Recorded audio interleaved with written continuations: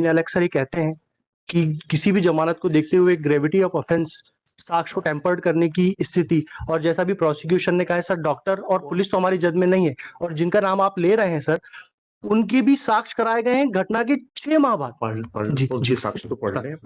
Honourable lordship, कृपया कर इस रिपोर्ट पर आप दृष्टिपात करेंगे जी। तो दिनांक 9। आप कहाँ से बता रहे हैं? सर मैं छिंदवाड़ा से हूँ, मेरा नाम पीयूष शर्मा है सर। जी जी जी।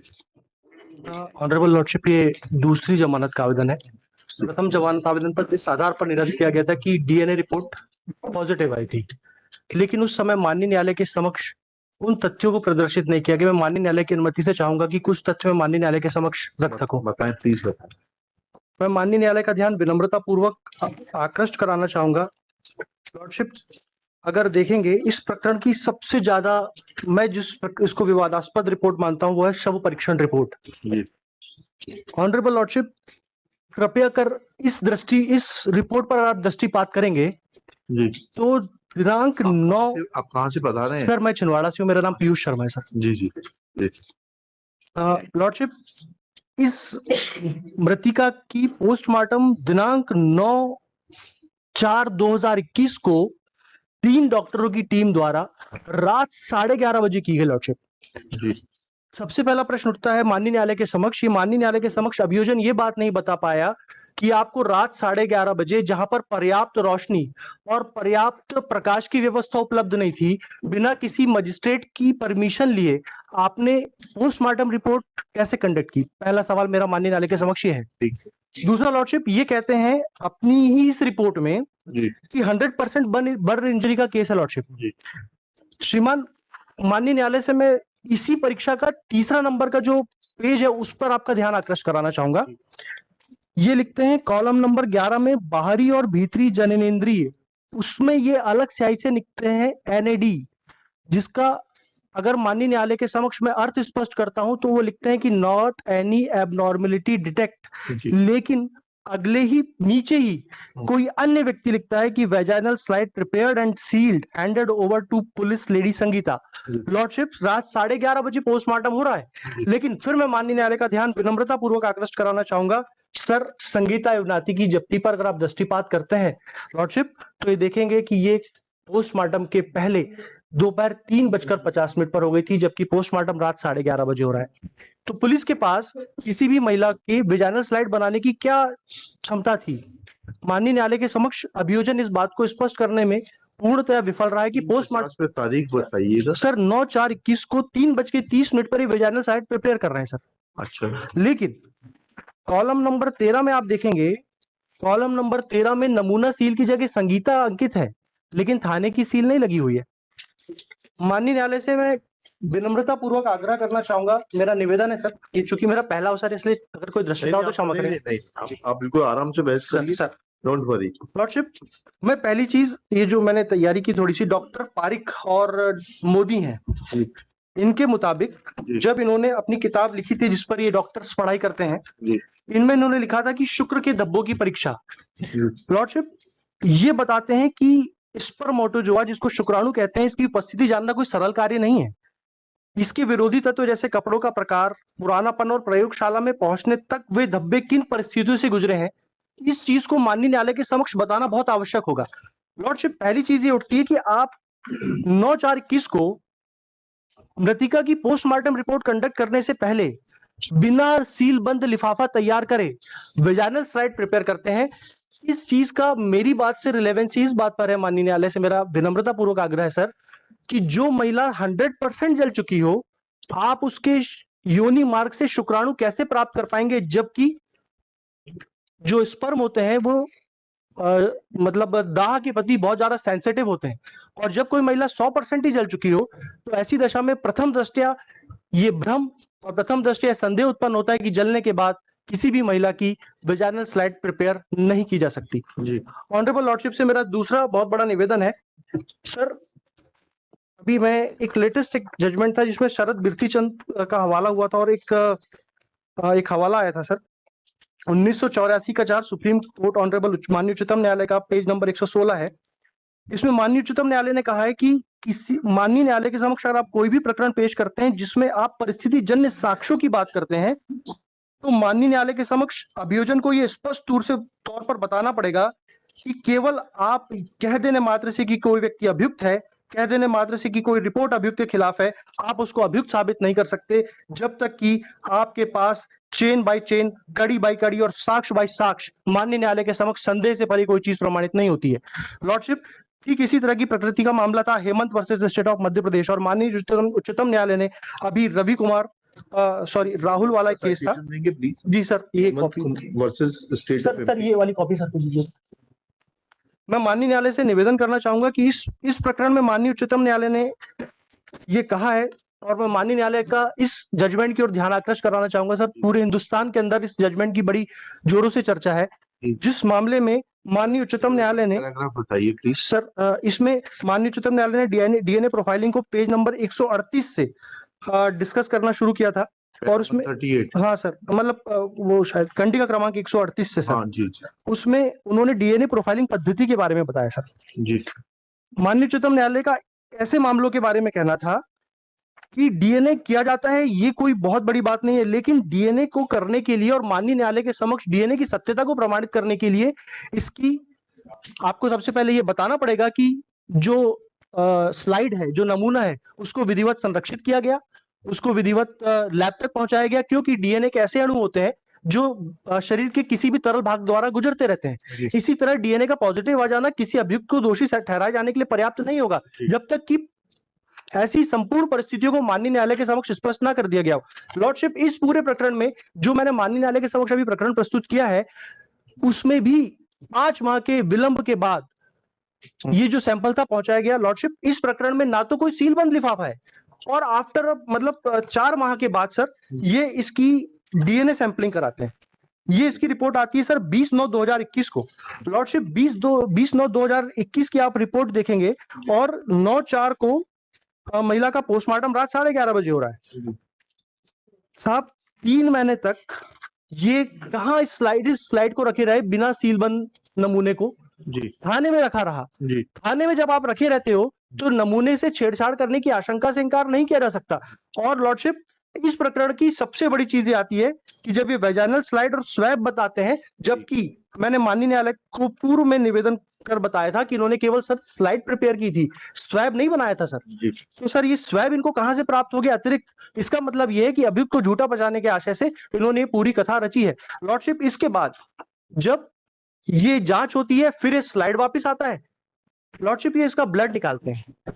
ब्लड इन्होंने निकाला, किस अवस्था में निकाला, कितनी मात्रा में निकाला, किस तो उसका तो मेमो होता है, बनता है सर। लेकिन मेरा माननीय न्यायालय से निवेदन है कि सर आपने तो ब्लड निकाल लिया, लेकिन इसके पहले तक हमको फंसाने की संपूर्ण कार्यवाही अभियोजन के द्वारा सुनिश्चित कर ली गई। आईओ एग्जामिन हो गया आपने? सर, आईओ से पूछा ये सब चीजें? सर अभी तो मैं माननीय न्यायालय के समक्ष डिले के लिए आया था कि हमारा ट्रायल नहीं हो पा बेल देने आए, बिल्कुल ठीक है जी, लेकिन ये सारे सवाल तो आप आईओ से पूछेंगे ना। मैं माननीय न्यायालय के समक्ष सैंपल प्रॉपर्ली सील नहीं किया गया, डॉक्टर आएगा, डॉक्टर से पूछेंगे, ठीक है ना। और सर आप उससे पूछेंगे, डॉक्टर से पूछेंगे कि 100% बर्न केस में जो है ये स्लाइड बनाई जा सकती है कि नहीं बनाई जा सकती, what will be the impact of the burn injuries on the efficacy of the sperms or the DNA material which has been recovered from the vagina of the victim। तो ये सब बातें तो आप वहां पूछेंगे। मैं माननीय न्यायालय से एक विनम्रता पूर्वक और एक निवेदन करूंगा। आप घटना बताते हैं साहब, अभियोजन घटना बता रहा है, जिस दिनांक की घटना बता रहा है, ये बता रहा है सर। मैं माननीय न्यायालय से निवेदन करना चाहूंगा, माननीय न्यायालय ने अपने सुस्थापित सिद्धांतों पर बताया है कि जब आप कहते हैं तो संदेह से परे प्रकरण को माननीय न्यायालय के समक्ष प्रस्तुत कीजिए। लेकिन सर, संदेह से परे नहीं है सर, ये प्रथम दृष्टया की बात कर रहा हूं सर। आप बता रहे हैं कि जो अप्रैल 2021 जिस समय पूरा लॉकडाउन लगा हुआ था, उस दिन आप लॉकडाउन के समय में घर में लड़की को अकेला छोड़कर कहीं जाते हैं। लॉर्डशिप, जब लॉर्डशिप वहां पे सब जगह लॉकडाउन लगा हुआ है, ऐसी दशा में कोई किसी व्यक्ति को अकेला नहीं छोड़ेगा। लेकिन तीसरी बात, मेरा माननीय न्यायालय से सिर्फ एक बात कहनी है कि जब आपके पास पोस्टमार्टम रिपोर्ट आ गई, आपने फैब्रिकेटेड स्टोरी बनाते हुए अभियुक्त को ब्लड सैंपल कराया जिसमें भी काफी विलंब हुआ। ऐसी दशा में अभियुक्त माननीय न्यायालय से रहम की पात्रता रखता है क्योंकि इसका सर कोई आपराधिक रिकॉर्ड नहीं है। माननीय न्यायालय से मेरा इस बात के लिए भी विनम्र आग्रह है कि सर आज एक जो लड़का बहुत मेहनतकश मजदूरी के साथ अपना जीवन यापन करता है, उसको जिन आधारों पर माननीय न्यायालय के समक्ष उसका प्रकरण प्रस्तुत किया गया है, वो रहम के आधार पर और इस सद्भाविक आधार पर कि उसको लगभग 1 वर्ष हो गया है। ऐसी दशा में भी हम शायद माननीय न्यायालय से रहम की पात्रता रखते हैं। जो जितना आर्गुमेंट ले रहे हैं सर, उससे तो सब डॉक्टर और आईओ ही बता पाएगा। बाकी मेरिट पे तो सर जो दो विटनेस हैं, प्राची और हसिता, इनकी जो सहेली है, इसने पूरा बताया। क्या बताया, पढ़िए।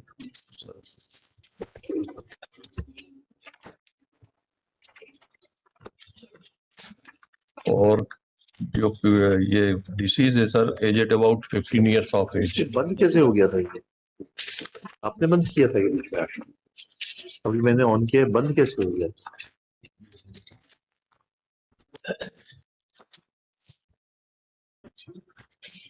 मैं माननीय न्यायालय से एक बात और कहना चाहूंगा। माननीय न्यायालय अक्सर ही कहते हैं कि किसी भी जमानत को देखते हुए ग्रेविटी ऑफ ऑफेंस, साक्ष्य को टेम्पर्ड करने की स्थिति, और जैसा भी प्रोसिक्यूशन ने कहा है सर, डॉक्टर और पुलिस तो हमारी जद में नहीं है, और जिनका नाम आप ले रहे हैं सर, उनके भी साक्ष्य कराए गए हैं घटना के 6 माह बाद। जी साक्ष्य तो पढ़ रहे हैं जी। जो रिलेवेंट पोर्शन है प्लीज पढ़ सर, कि राजा गुप्ता जनवरी 2020 में डांस का प्रोग्राम के पहले मुझे शिवानी आहाके एवं शिवानी की मां शिवानी की बुआ परिवार के लोगों को लेकर देवरानी दाई मेला में ऑटो से लेकर गया था। तभी से शिवानी एवं राजा गुप्ता का परिचय हो गया था। ऑटो राजा गुप्ता के पास है। कक्षा 10वीं पास करने के बाद हम लोग एडमिशन कक्षा 11वीं इस स्कूल में हो गया था। कक्षा 11वीं में प्राची भी एडमिशन ले ली थी। मैं, प्राची व शिवानी आके तीनों अच्छे दोस्त थे। शिवानी कक्षा 11वीं में बताती थी कि राजा गुप्ता से उसका प्रेम संबंध हो गया है, राजा गुप्ता शादी करेगा। दिनांक 7/4/2021 को हम तीनों लोग रोजाना की तरह ज्ञानोदय स्कूल में कोचिंग में गए थे। तो शिवानी दुखी थी। मैंने पूछा कि क्यों दुखी हो, तो उसने बताया कि राजा गुप्ता ने मुझसे प्रेम संबंध है और उसने साथ में गलत काम भी किया है, लेकिन अब शादी से मना कर रहा है। दिनांक 8/4/2021 को फिर शिवानी 10 बजे रोजाना की तरह कोचिंग में आई थी और वह काफी दुखी थी। तब मैंने उससे पूछा कि क्यों दुखी हो, तो शिवानी बोली कि वह बर्बाद हो गई है और राजा गुप्ता शादी करने से मना कर रहा है। फिर करीब 12 बजे कोचिंग समाप्त होने पर शिवानी अपने घर चली गई। फिर शाम को 6 बजे कोचिंग वाले शरीफ सर ने मुझे फोन करके बताया कि शिवानी जलकर मर गई है। मैंने शिवानी और राजा गुप्ता के प्रेम संबंध की बात पहले भय के कारण किसी को नहीं बताई थी और पहले पुलिस वालों ने भी पूछताछ नहीं किए थे, और जब पुलिस वालों ने मुझसे पूछताछ की है तब मैंने शिवानी और राजा गुप्ता के प्रेम संबंध की बात बताई थी। इसी प्रकार सर प्राची का स्टेटमेंट है। लड़की तो माइनर है ना, 18 से 15 साल की है। That's what I'm saying. Consent और डीएनए रिपोर्ट लिखिएगा। Shri Piyush Sharma, learned counsel for the applicant Raja Gupta. This is second bail application on behalf of the applicant under section 439 CRPC. Case crime number 222 of 2021 is registered at police station Ravanwara, district Chhindwara, for offence under section 305, 376 within bracket 3, 376 within bracket 2, another bracket small j, 376 within bracket 2, another bracket small n of the Indian Penal Code, section 5(6) of POXO Act, section 31W2 and 325 of Scheduled Caste and Scheduled Tribes Prevention of Atrocities Act. Full stop. It is submitted that applicant is in custody since 29/10/2021. Next paragraph. Shri Piyush Sharma submits that the whole story of the prosecution is full of improbabilities. Full stop. He submits that postmortem was conducted at 11:30 p.m., which is not permissible without taking consent of the concerned magistrate. Full stop. It is further submitted that there is a mention of preparation of a vaginal slide in the postmortem report, but vaginal slide was seized at 3:30 p.m. was prepared at 3:30 p.m. as is evident from the memorandum prepared in support of preparation of such vaginal slide. Full stop. Shri Sharma further submits that the vaginal slide was kept in open for a long period of 5 months in as much as DNA report is dated 20/9/2021. Full stop. He alleges that this sample was lying with the concerned police station and was not forwarded to the concerned laboratory. Full stop. He further submits that when the deceased died of burn injuries which have been certified to be 100% by the concerned doctor, then with the concerned team of doctors which conducted postmortem, then there was no possibility of survival of DNA material in the sperm, which has been allegedly matched with the blood sample of the present applicant. Full stop. Shri Sharma also raises a doubt over the efficacy of sampling methodology and relying on the judgment of Supreme Court in Criminal Appeal number 611 of 2022, Rahul versus State of Delhi, Ministry of Home Affairs and other connected Criminal Appeal number 612-613 of 2022, Ravi Kumar versus State of NCT of Delhi with Criminal Appeal numbers 614-615 of 2022, Vinod alias Chotu versus the State Government of NCT of Delhi Home Affairs. It is submitted that complete sampling methodology has been discussed in para 31 of the said order.